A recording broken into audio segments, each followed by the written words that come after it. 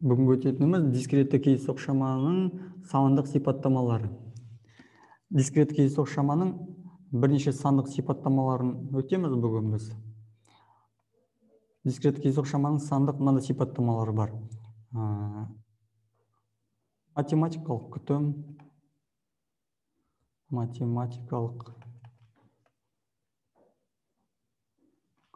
күтім, немесе оны басқаша математикалық болжам деп айтады. Орысша математическое ожидание деп айтады, бұны мат ожидание дейді қысқаша. Кейсоқ шаманың келесі сандық сипаттамасы ол модас. Және де біз келесі сабақта өтеміз, ол дисперсия. Дисперсия. Төртіншісі орташа квадраттық ауытқу. Орташа квадраттық ауытқу. Тағы да бірнеше түрлері бар. Оларды біз әзірге өтпейміз. Енді қараңыздар. Математикалық күтім, мода, дисперсия, орташа квадраттық ауытқу. Осыларды біз өтеміз. Мына жердегі дисперсия мен орташа квадраттық ауытқу бір-біріне байланысты. Мысалы, бізде орташа квадраттық ауытқуды табу үшін бізге керек дисперсияның мәні. Ал дисперсияны табу үшін бізге керек математикалық күтім деген нәрсе. Енді осының әрқайсысын өтейік.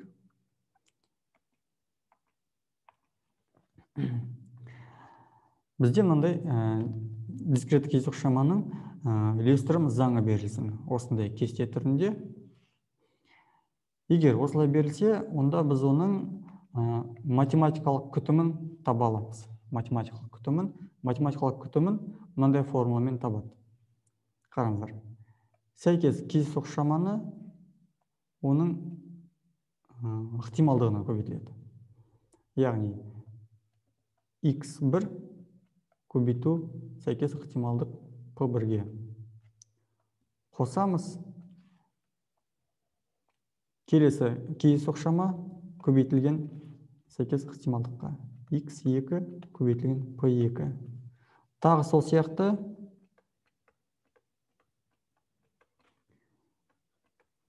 n-ші кейсоқ шама көбейтілген сәйкес ықтималдыққа.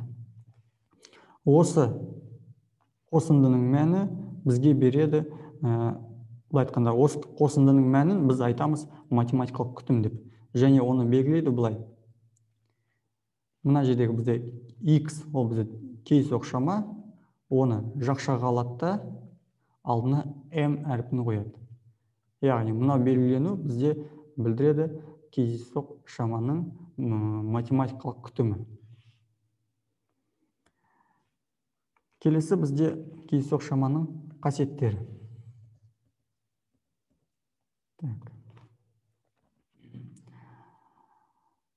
Тұрақты санның кейсоқ шамасы ол тұрақты санның өз-өзіне тең. Егер мына жерде бізде мысалы 5 деген сан тұрса, онда оның кейсоқ шама математикалық күтімі өз-өзіне тең болады, яғни 5-ке. Келесі. Егер де кейсоқ шаманың алдында коэффициент бар болса, яғни c көбейтілген x деген, оны шығарып жіберуге болады алдына. Яғни c көбейтілген x кейсоқ шаманың математикалық күтімі. Келесі қасиет. Егер де кейсоқ шамалар бізде қосынды түрінде берілсе, мысалы x қосылған y, онда мына қосындыдағы әрқайсының әрбір кейсоқ шаманың математикалық күтімін жеке-жеке тауып, оларды қосасыздар. mx қосылған my. Келесі қасиет. Дәл осындай қасиет азайтуға да орындалады. Яғни кейсоқ шамалар егер бір-бірінен азайтылып тұрса, онда олардың әрқайсының кейсоқ математикалық күтімін жеке-жеке тауып, бір-бірінен азайтуға болады.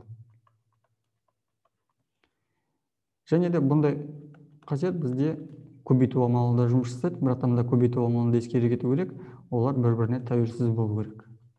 X көбейтілген y тең mx көбейтілген м y. Әзірге бізге осы жеткілікті. Осы қажеттер жеткілікті. Келесі айтатын нәрсе, ол бізде дискретті кездейсоқ шаманың модасы. Яғни келесі сандық сипаттама, ол бізде мода. Мода деп біз кездейсоқ шаманың модасы деп ықтималдығы ең жоғарғы кездейсоқ шаманы айтасыздар. Яғни мына жердегі ықтималдықтарды салыстырасыздар. Мысалға, ықтималдығы ең жоғарғысы P2 болса, онда соған сәйкес кездейсоқ шама бізде ол мода болады, кездейсоқ шаманың модасы болады.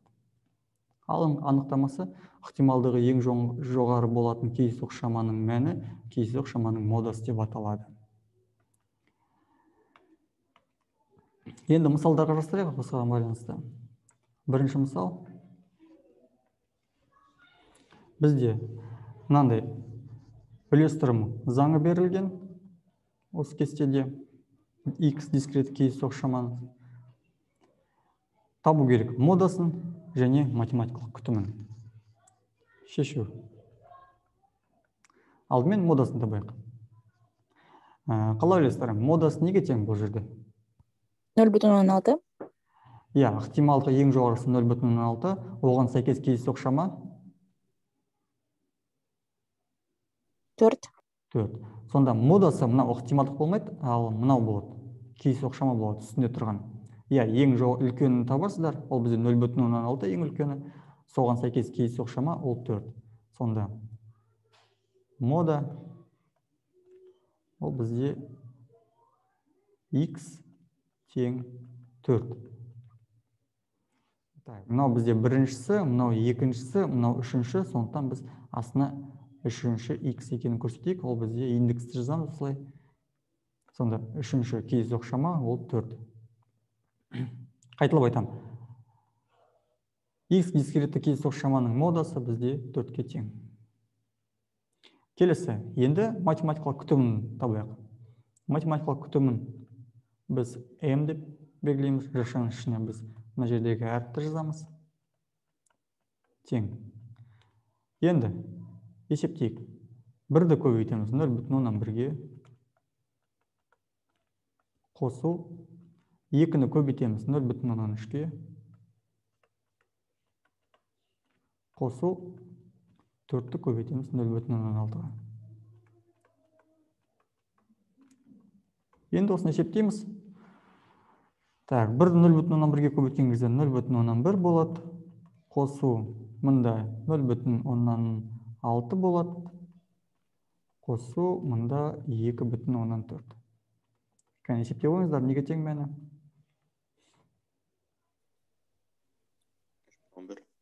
3,11. Дұрыс.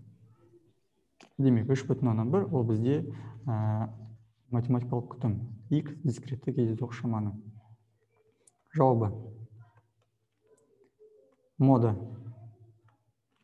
бізде x3 4, яғни модасы 4-ке тең, ал математикалық күтімі тең 3,11-ге. Есеп аяқталды. Келесі.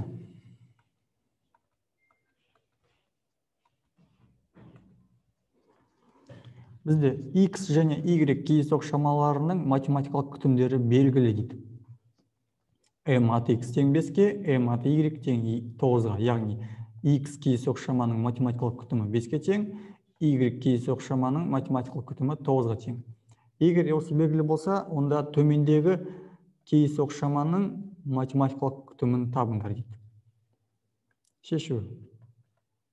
Біріншісін көрсетейік. Бізде мына z кездейсоқ шаманың математикалық күтімін табу керек. Сонда бізде mz. Ол тең. Яғни бізде мынаның математикалық күтімін табу керек. m3x қосылған y. Ол тең. Жаңағы математикалық күтімнің қасиеті бойынша біз егер қосынды берілсе, оның жеке-жеке әрқайсының математикалық күтімін табуға болады. m жақшаның ішінде 3x қосылған m жашаның ішінде y тең. Мына жерде жаңағы айтып кеткен қасиетті қолданайық. Бізде егер сан көбейтіліп тұрса, оны алдына шығарып жіберуге болады. Сонда 3 көбейтілген x кейсоқ шаманың математикалық күтімі қосылған y кейсоқ шаманың математикалық күтімі. Енді қойық орындарына бізде мына жердегі mx неге тең? 5-ке, ал my 9. қойық енді. Сонда 3 көбейту 5 қосу 9 тең болады 24 па? 24.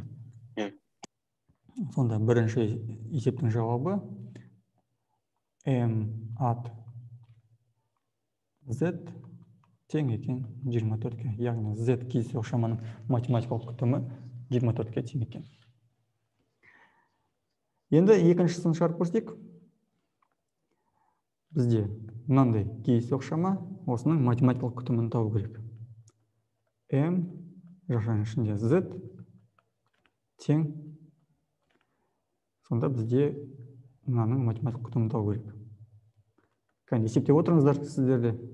2x минус y қосылған 5 тең. Кәне, кім айтады? Қалай болады ары қарай? Не деп жазамын? 2mx азайту. 2mx азайту. my. Сосын? Қосу 5. Қосу 5 дұрыс. Тең. Тең, сосын не болады ары қарай? 6. 6. Жай 6. Сен жауабын айттың ба? Есептесек бізде, сен жауабын айттың ба? Жайт, қазір мына жерде бізде мынау 5-ке тең, мынау бізде 9-ға тең. 10 минус 9. Мына жерде 10 шығады, е? Мына жерде 10 шығады. 10 минус 9 шығады ол. Қосу 5. Сонда 10 минус 9 1 қосу 5 6. Дұрыс, 6 екен. Дұрыс. Сонда бізде жауабы m at z тең екен 6. Жақсы. Үшіншісін шығарайық енді. Бізде мынандай кейсоқ шаманың математикалық күтімін табу керек. m at z тең, яғни mx көбейтілген y. Кәне, айта қойыңыздар, қалай табамыз бұны? Бұны қалай табамыз? mx көбейту my. Дұрыс, mx көбейту my. Яғни mx-тің орнына біз қоямыз 5-ті, ал my-тің орнына қоямыз біз 9-ті. Сонда тең екен 45. Дұрыс. Жауабы m at z тең 45-ке. Есеп аяқталды.